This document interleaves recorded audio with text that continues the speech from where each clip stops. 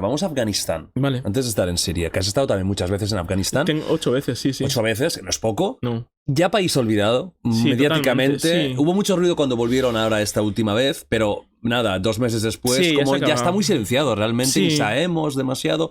Cuéntame, las primeras veces que estás en Afganistán, Sí. ¿qué Afganistán vives? Porque han habido muchos. Sí, en mi caso, yo empecé a ir en 2010, es decir, hacía 9 años que se habían ido los talibanes. Era Kabul, de hecho yo incluso llegué a estar viviendo allí 6 meses. Viviendo, ¿eh? Sí, En Kabul. viviendo, porque me salía más barato quedarme Que no, que ir y volver con los billetes de Ajá. avión. Entonces, era una ciudad bien, o sea, quiero decir, a ver, bien. Bueno, Entiéndeme. no era o sea, Viena. o sea, no era Viena, tampoco era Alepo, pero estaba en un término medio. O sea, pues había cines, podías ir a ver fútbol, había sus cafés, sus ¿Es una restaurantes. ciudad normal?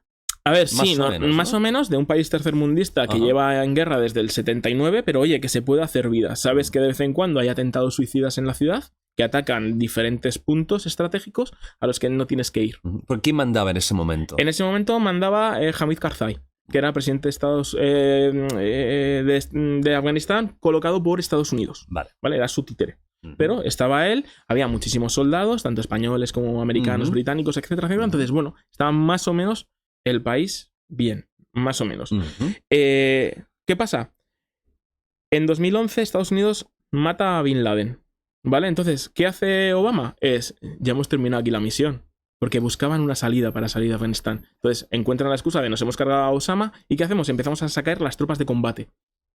¿Qué ocurre? Que en el momento que saques las tropas de combate, los talibanes empiezan a ganar terreno y poco a poco se van acercando a la ciudad. La última vez que fui, que fue para hacer matrimonio infantil de las mujeres afganas, tenían el 70% del país. O sea, sabías que iba a caer. Sabías que iba a caer. Y entonces, además de estar los talibanes, ¿qué había ocurrido? Que todas las ONGs extranjeras se habían ido y habían abandonado a su gente. Hostia. Entonces, ¿qué pasaba? Que además de los talibanes, tenías secuestros entre ellos porque no tenían dinero. O sea, aquello era un polvorín. Y efectivamente luego acabó reventando. Sí. O sea, era cuestión de tiempo. Nosotros sabíamos que iba a caer. De hecho, yo llamé antes de que cayese Kabul a un jefe de una cadena de televisión española para decirle, quiero ir a grabarlo y que nos pille dentro y nos ponemos un tanto. Afganistán está muy lejos. Muy caro y muy lejos, Sí, ¿no? bueno. ¿Has vuelto desde que volvieron ellos? No has vuelto. No, porque has- nos han vetado la entrada a los periodistas. Totalmente. Sí, puedes entrar como turista, Ajá. pero no puedes entrar como periodista. Hostia. Claro, y infiltrarte es un juego peligroso. Yo ya he pasado por eso. Ya has tenido tu... Luego me cuentas alguna infiltración que te hayas pegado ahí jugándote al final la vida. Pero ahora mismo, digamos que no puedes ir a documentar lo que está pasando. No. O sea, puedes ir como turista, puedes hacer tus fotos, etcétera, etcétera. Te hacen el tour y todo lo que tú quieras, pero en el momento que hagas una pregunta que se va de lo que es el turismo... Mejor te echan y te vuelves Bueno, para casa. si te echan y te vuelves para casa, todavía está bien. Pero como te metan en una cárcel y te den una mano de hostias, pues hombre. Y sobre todo si desapareces en un país como ese, ¿quién te va a buscar? ¿Tú has tratado con talibanes? Traté con un talibán que era representante en el momento del régimen, es decir, 96-2001, era el representante de los talibanes en Naciones Unidas. Estuve con él, le hice una entrevista y el tipo, bueno, el señor, era bastante cordial, hablaba un inglés muy bueno y muy accesible, pero vamos, que era un señor que tenía las ideas claras de nosotros vamos a volver. Lo tenía claro. Sí, vosotros os vais a ir. O sea, los extranjeros, esto no es para vosotros. No tenéis nada, porque no sacáis nada, aquí no hay petróleo ni nada. Entonces, esto no podéis estar aquí eternamente. Cuando os vayáis, pues ya vuelvo a nosotros. Ellos tienen una frase, no sé si es suya, pero yo creo que sí. Él me decía, vosotros tenéis el reloj, pero nosotros tenemos el tiempo. Y tenemos todo el tiempo del mundo. Claro. Vosotros no.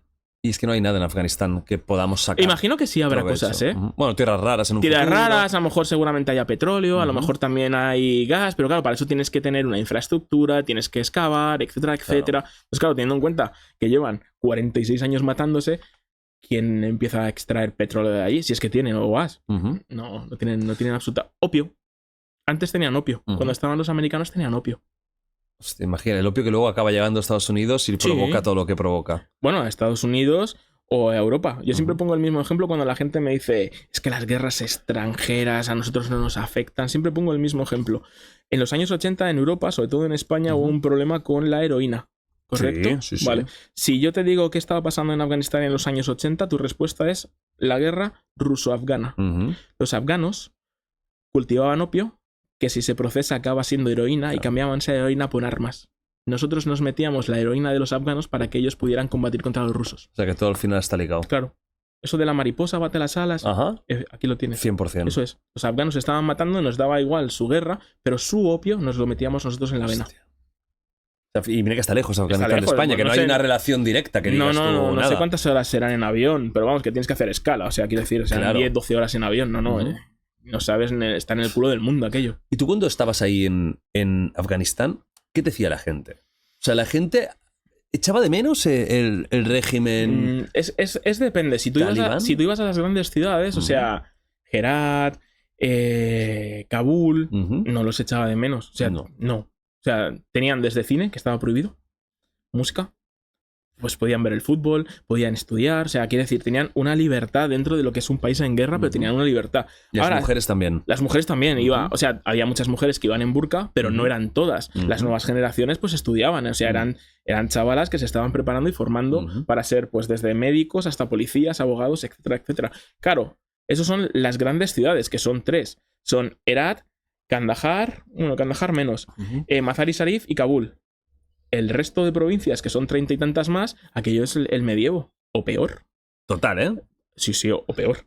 De hecho, cuando estaba con los marines haciendo un reportaje sobre el opio, en un momento dado hago una entrevista a uno de los agricultores y entonces, al terminar, me dice el traductor si el tipo me puede hacer a mí una pregunta. Y le digo que obviamente, joder, pues mira, podemos intercambiar conocimientos. Y me pregunta, ¿los rusos cuándo se van? Y claro, yo miro al traductor y digo, acaba de decir, ¿ruso? Sí. Digo, como rusos, si son americanos. Claro. Dice, ya, pero es que no sabe que se han ido hace 20 años los rusos. Hostia. Claro, ellos no entienden de chapas ni... Para ellos todos somos iguales, digamos, ¿no? Es que, a ver, si no sabes leer ni escribir... Y no saben leer y escribir. No saben leer. El 70-80% de la población no sabe ni leer ni escribir. Entonces, claro, ellos veían soldados, los mismos de hace 30 y tantos años. Entonces, seguían pensando que eran rusos. Entonces, le explicamos, o le expliqué en este caso, quiénes eran y por qué estaban allí. Entonces, le hablé del 11 de septiembre, de Al-Qaeda, de Bin Laden... Era como si estuviera hablando en chino. O sea, no sabía de qué se estaba hablando. Wow. Y su pregunta es, ¿pero esta gente cuándo se va de aquí? Claro. Porque no lo entendían. Qué fuerte. Claro, ellos eran agricultores y solo veían soldados patrullando y que se hacían fotos para ver si tenían vínculos con los talibanes o con Al-Qaeda. Pero ¿por qué no nos dejan en paz? No entendía nada. No había luz. O sea, eran poblados que se levantaban con la luz del sol y se acostaban cuando era de noche. Y gran parte de Afganistán es esto. Es este tipo de vida. Eso es. O sea... medievo. Peor. ¿Y también había un trato negativo hacia la mujer? O... Sí, o sea, yo a mujeres no vi. Vale. Todas encerradas en casa. Y... Sí. O sea, en este tipo de aldeas y zonas. No se veía mujeres. Vale. Alguna niña sí que, claro, son niñas hasta que tienen la menstruación, ya las meten luego en casa y las venden como, bueno, las cambian por dinero a través para casar. Sí.